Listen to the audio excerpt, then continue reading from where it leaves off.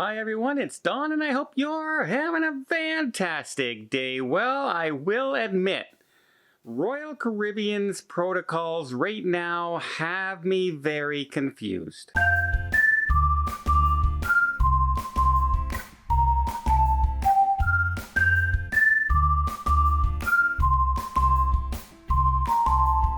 Now, what I mean by confused is I'm not confused as to understanding the protocols. I'm confused as why they have those protocols. And let's go over a few things. Let's talk about, first of all, Carnival just announced what the Mardi Gras protocols are going to be. If you've been fully vaccinated, you don't have to wear a mask. You don't have to social distance. Same thing goes for Celebrity on the Celebrity Edge. If you've been fully vaccinated, you don't have to wear a mask. Princess has announced the same thing. Holland America has announced the same thing. And then we hit Royal Caribbean Freedom of the Seas. Now on the Adventure of the Seas that was leaving out of the Bahamas, you didn't have to wear a mask. Fully vaccinated cruise.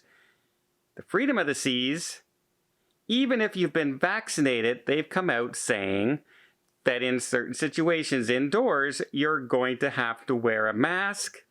And they've also gone with we're going to wristband those who have been vaccinated and keyhole punch your card if you haven't been vaccinated or won't show proof of vaccination or volunteer vaccination papers. I guess that's how they're getting around the bylaws.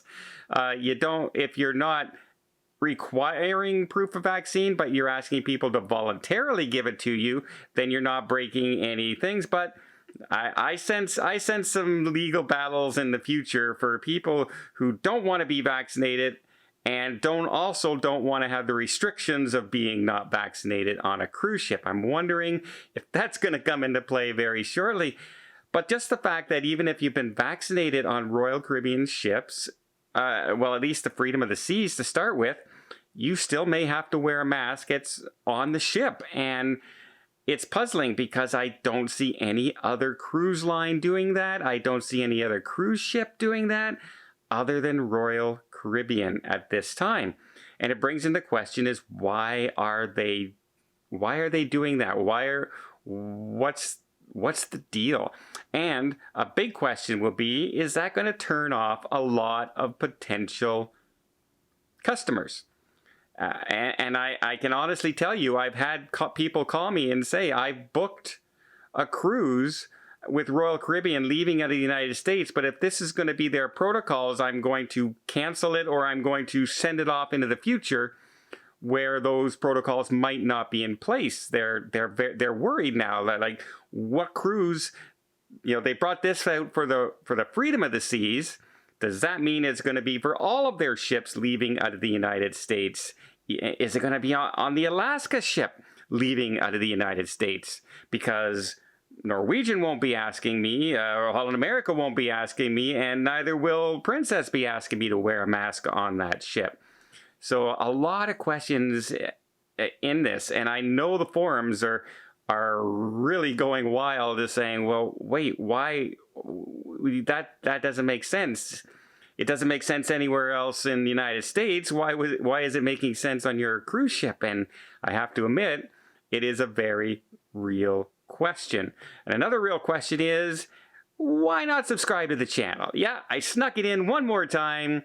We're doing really well with the subscription. We're up to the 50% mark of people who watch the videos have actually subscribed to the channel. I'd like to get that just a little higher. Again, doesn't cost anything. You'll be notified if there's any updates and news stories that are coming out, as well as cruise blogs around the world. And you can pick and choose which one you want to watch. If it comes up as a notification, hey, look, there's Don's video. You don't have to click on it. You should click on it. I would love it if you clicked on it, but you don't have to. And again, it doesn't cost anything. Just hit the button.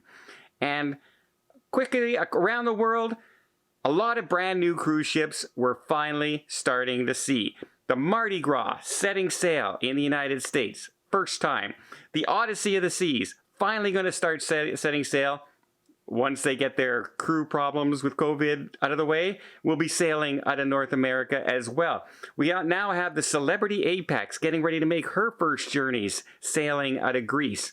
And of course, Virgin's Scarlet Lady is now over in the UK getting ready to start sailing as well. All new ships, all sailing around the exact same time. So it's going to be really interesting to see which ships get the best reviews and which people tend to like the most. I know for the test cruises of the Scarlet Lady, there was very mixed reviews. Some people loved it. Some people hated it.